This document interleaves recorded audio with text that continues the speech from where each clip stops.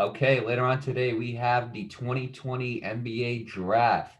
We went through this a year ago. Obviously, a year ago we had studs and stars such as Zion Williamson, John Morant, RJ Barrett.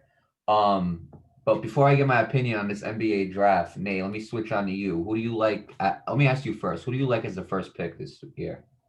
As a first pick, I mean, what I've been seeing a lot is Anthony Edwards. I mean, his stats are pretty crazy if you think about it. 19 points per game, 5.2 rebound, assists of 2.8, field goal 40% in Georgia. I mean, there's other stats too, like Jameis Wiseman, 19.7 points per game, 10.7 rebounds, assist of ball point 3, field goal field goal percentage of 76.9 with Memphis. Am I right on that? Yeah, Yeah. field goal percentage. He had 76, basically 77%. Yeah. But the other one says Memphis. I don't know if that's Memphis or not. Yeah, he went to University of Memphis. Okay, all right. Then there's other guys like LaMelo Ball who played overseas. He had 17 points per game, 7.6 rebound, assists of 6.8, and a field goal percentage of 37.5%. Um, I mean, it's tough to say. I mean, some people it's not. I mean, in the category of points per game and field goal percentage, James Wiseman beats out Anthony Edwards. He doesn't beat out the points per game by a lot. He beats him out by point 0.6. But and in the rebounds, he beats him in two. He beats him out by a lot too, by 5. But in the field goal percentage, he absolutely blows him out. So I mean, a lot of people are saying that Anthony Edwards might be the first overall pick. LaMelo Ball is pretty nice with it too. He's a pretty hyped up player, given that his older brother Alonzo's in the league. He's been in the league for quite some time now. Another one's Obi Toppin. He's got 20 points per game, which is pretty solid, actually, if you ask me. 7.5 rebounds. He has an assist of 2.2. Field goal percentage of 63.3%, which is amazing. Um, I mean, if I'm being honest with you, I would say James Wiseman would be the first pick, but it looks like Anthony Edwards is going to be because that's what I've been seeing a lot lately, especially on ESPN. But I don't know I think this is a good draft. I think a lot of these players are very talented. I want to hear what you think, though. Yeah, I mean, honestly, in my opinion, the only I don't know, I got some doubts about a lot of these prospects. The only one I Yeah, don't have doubts about is James Wiseman. And yeah, James Wiseman is the perfect product. I mean, it's too bad that what happened to him with in the University of Memphis. He was suspended for the rest for probably I think like 20 something games. I think it was like 22 games or something ridiculous like that. Um Due to like the NCAA rules and like not being able to accept money and not being able to, you know, yeah, stuff like that. I'm not going to talk about that because I don't know all the information on it, and that's not the topic. But Anthony Edwards is probably going to be the first pick in this draft, and I got a lot of comparisons with Anthony Edwards. I can see like people are saying Andrew Wiggins, other people are saying Dwayne Wade, and it's one or the other, and that's a big comparison right there between yeah, Andrew Wiggins and Dwayne Wade. That you got to figure out what type of player this guy's going to be. But my problem with Anthony Edwards is he had a game against Auburn, and he had to go against Isaac Okoro. And Isaac Okoro is one of the best defenders in this draft. He's one of the best perimeter defenders in this draft. And Isaac Okoro shut him down. Anthony Edwards did not have a good night. And then, but basically, how they got this going is like there's not declared number one pick. Like the betting favorite is Anthony Edwards, but there's no telling if that's going to be the number one pick. You know what I'm saying? yeah, Some people think it's between him and LaMelo in a lot of people's opinions. I think Anthony Edwards is going to be the first pick. You know, yeah. I think I so think too. LaMelo will drop down to 3. No, I'm sorry. Yeah, I think LaMelo dropped down to 3. Personally, in my opinion, the Golden State Warriors are in need for a center, and I think that the Golden State Warriors are going to draft James Wiseman above LaMelo Ball, only for the fact that they already got Clay, they already got Yeah, Steph. You could put Steph at the 1, you could put LaMelo at the 2, and you could put Clay Thompson at the 3, but LaMelo's a point guard. He's not. It's not really going to work. In other yeah, words, right. so there's that, and but so that's why I think Lamelo's going to drop down to 3 with Charlotte because Charlotte is in desperate need of a point guard who can shoot and score just like Lamelo, and that's why I think Charlotte's going to get him. Number 4, it's either going to be Denny Avdija, the European player.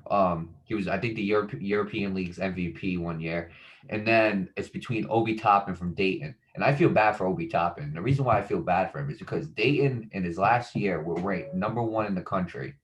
They were ranked number one in the country out of NCAA teams, and they couldn't finish the season because COVID Oh, it's hit, and COVID. so they Yeah. didn't have Madness. So who knows? We could have been looking at Obi Toppin as an NCAA champion, possibly if Dayton were to go that far and win. Do we know if that would have happened? No, but that's why I feel bad because he had a chance to win an NCAA championship and it just never happened. So I personally think that Chicago should make him the fourth pick, especially in fact that we're in need of a small forward. And you could put him at and again there's Denny, and Denny's a small forward, and I understand Obi's a power forward, but you could definitely put Obi as a small forward. You know what I'm Yeah. saying? Right. Because as a power forward, I think Obi's a little light. I think Obi's light for a power forward, but you put him at small forward, and I think he's a perfect fit. And they're comparing him to Amari Stoudemire, which is a great comparison. Except Obi's a except Obi is a power forward, and obviously Amari Stoudemire is a very successful big man. But besides him and Denny Avija, the other types of guys that are in this draft is Tyrese Halliburton. He is from Iowa State. He was a great player. He's a great player. He's 6'5", 175. I think he's a little light, in my opinion. But again, I think he was good in Iowa State.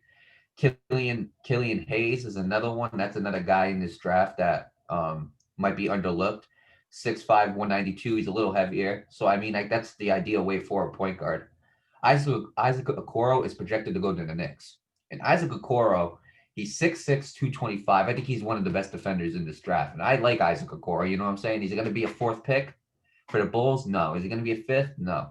But he could be a top. He's definitely, I think, will be a top 10 pick. And I think if the Knicks can get Isaac Okoro, I think that'll be really help them on the defensive side. As for other guys, um, Onyeka, I'm probably gonna pronounce this wrong, but Onyeka Okongwu, he was projected at one point to be in the top five. He was projected to go to Cleveland, but now he dropped down to ninth, and he's projected to go to the Washington Wizards. He's 6'9", 245, which is it's a little short in my opinion for a center, but the size is there, you know. Yeah. Right. Right. Um, he's ranked second in his position. He's ranked as the eighth prospect. Um, they got now Suns are projected in this one. This is CBS NBA. They're projected to get Sadiq Bey as the 10th pick, small forward. He's 6'8", 214, which I think is really tall for a small forward. You know, so I mean, there's a lot of guys and there's a lot of guys in this NBA draft who could potentially be good players, but I'm unsure about a lot of them. He's ranked the third small forward in this draft. He's ranked 10 overall, which is why they have him projected going into Phoenix. And he's the type of guy that can guard the 1 through 4, which I think is very hard to find these days. I agree. But yeah, so the order of this draft for the first five picks, it goes the Minnesota Timberwolves, the Washington. I'm sorry, not Washington. Excuse me, long day. The Golden State Warriors, the Charlotte Hornets, the Chicago Bulls, and the Cleveland Cavaliers. So Nate, let me ask you something. Out of all these guys in the draft, if you had to pick early, like an early prediction, if you had to pick Rookie of the Year, who do you think it would go to? Cool. Hmm. I'm gonna say James Wiseman because I mean, I look at his stats and I've seen him play a couple times before this whole pandemic happened with the world. And he's a pretty talented player. I mean, obviously he's great with the ball offensively. He's got a great field goal percentage. You know, he's got a solid points per game average. I can kind of see him happening. I can kind of see James Wiseman getting Rookie of the Year, but I have a feeling it'll go to LaMelo Ball only because he's LaMelo Ball. That's just how the NBA is these Right. days. But Well, in I my mean, I opinion, can I think see he still James has. Wiseman going out of all four of them.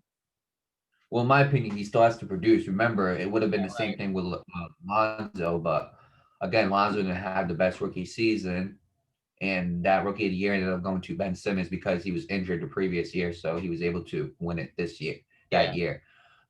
I think I agree with you. I think it's going to be James Wiseman only because the fit, in my opinion, is just perfect for him. You know, I think if he goes to the Warriors, I think James Wiseman will be the Rookie of the Year, in my opinion, I because agree. now because you know what I'm saying. Because I don't think the Warriors are going to take a good big man, and if he could produce like people think he could, like people are assuming that he can produce in the NBA, or people want him to produce.